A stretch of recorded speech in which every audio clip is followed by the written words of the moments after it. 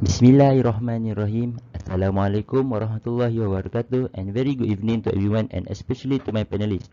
My name is Muhammad Faiq Bin Hafidzuddin, and today I'm going to present my final year project titled Experimental Validation of Numerical Simulation on Distortion of Additive Manufacturing with AL5356 on AL6061 substrate. This study is assisted by my supervisor, technologist Dr. Muhammad SHAHRIMAN bin ADENAN. Let me start this presentation with project summary. This final year project focuses on multi-layer wire additive manufacturing warm production on a wavy line using simultaneous welding, and this final year project would not have been possible without the additive manufacturing tutorial and training that was provided by the supervisor. Next, the process in this software includes drawing geometry and mesh of the warm model, which is for table, substrate, and weld using MAP method before exporting it into simultaneous welding. In simultaneous welding, parameters such as velocity, current, and voltage will be identical to simulation parameters for multiple layers. The model will include the materials AL5356 on the wall and AL6061 on the substrate, and this one model's intended result is the prediction of substrate distortion. The first question that goes in my mind is, what is additive manufacturing and how it's processed? Additive manufacturing is creating layer by layer a three-dimensional object using computer-aided design (CAD). The data from a CAD file that is later converted to a stereolithography (STL) file. In recent years, the industrial manufacturing sector has become more interested in wire arc additive manufacturing (WAM) because it can make larger material parts with a high deposition rate, low equipment cost, high material utilization, and low impact on the environment. There are several software used in this final project. First is simultaneous welding. Simultaneous welding used to figure out the parameters of the welding current, the speed of wire feeding, the velocity, and so on to get the final simulation result. Next is MAP method. MAP method provides a variety of advanced features that make it easier to use finite elements to model and can save a lot of time during the process of making a model progress. So, for the literature review, according to M. Navin Srivinas et al. 2021, they said that WAM is the most cutting-edge method of additive manufacturing, which involves depositing material in a layer-by-layer method to create the desired parts. WAM technology has been studied and used mostly to aluminium, titanium, and steel alloys by most modern researchers. And then, M. Chaturvedi et al. 2021 said, due of process dynamics and design issues, it is difficult and requires manufacturing experience to optimize many WAM process parameters.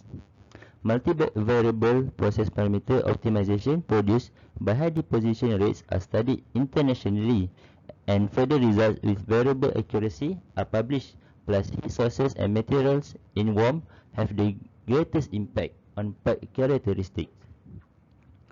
ARM processing may have some defects and damage. The research by B. Wood et al. 2018 said that porosity distortion, excessive residual stress, and cracking should be avoided in parts used in severe conditions where they might cause high temperature fatigue and other failures. Bad programming or parameter setting might create WAM defects. As M.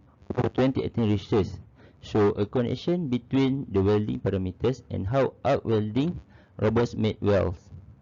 The main process parameters such as wire feed speed, voltage, and current must be chosen in a way that optimizes their influence on the key process parameters.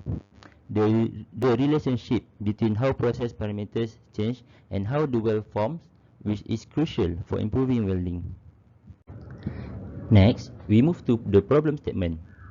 In general, when one produces a product, the production will be pricey regardless of whether the product is damaged or defect. Simulation of WAM is one of the approaches that can be used to reduce the number of defects and damages, since the simulation allows for the outcome to be controlled based on parameters that are suitable for the result. On to the next slide. There are two objectives in this study. The first one is to analyze distortion of WAM by using finite element method, simultaneous welding, and MAP method. The next objective is to validate the impact of coil metal transfer (CMT) machine distortion of worm on substrate structures. In this study, there is two scope of project. The first one is using finite element method (FEM) to do an analysis on substrate for distortion, and the next scope is within the context of this simulation. The process parameters include current, voltage, wire feed speed. Then we move to the limitation of the project.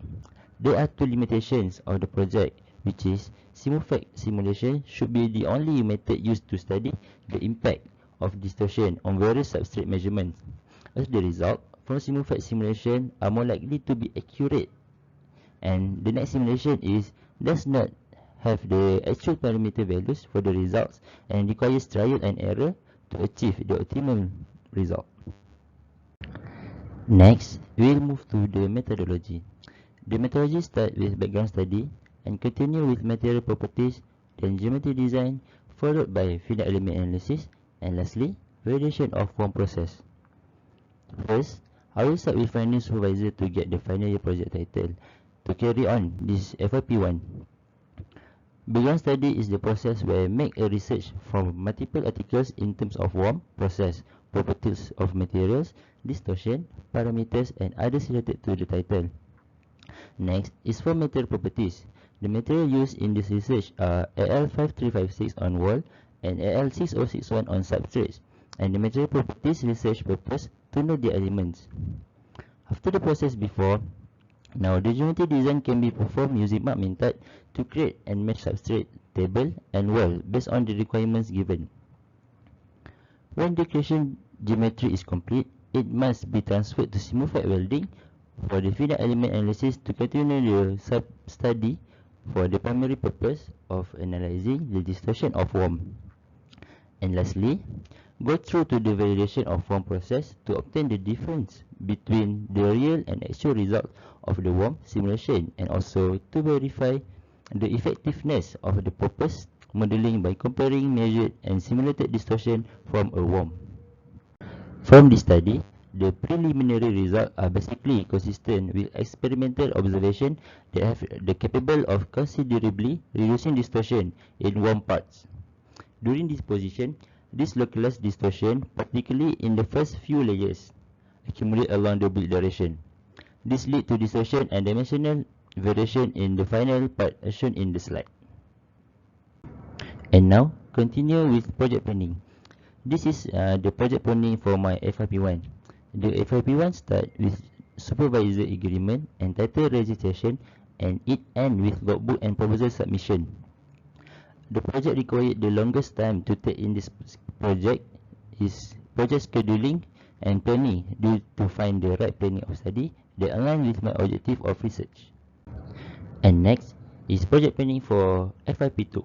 This planning is expected to be carried during 14 weeks in the next semester. In order to finish this FYP1, these are all the sources that I have been referring to. And that brings us to the end. I would like to thank you for your time and consideration today. If you have any questions, feel free to email me or send me a message through WhatsApp. Thank you and have a nice day.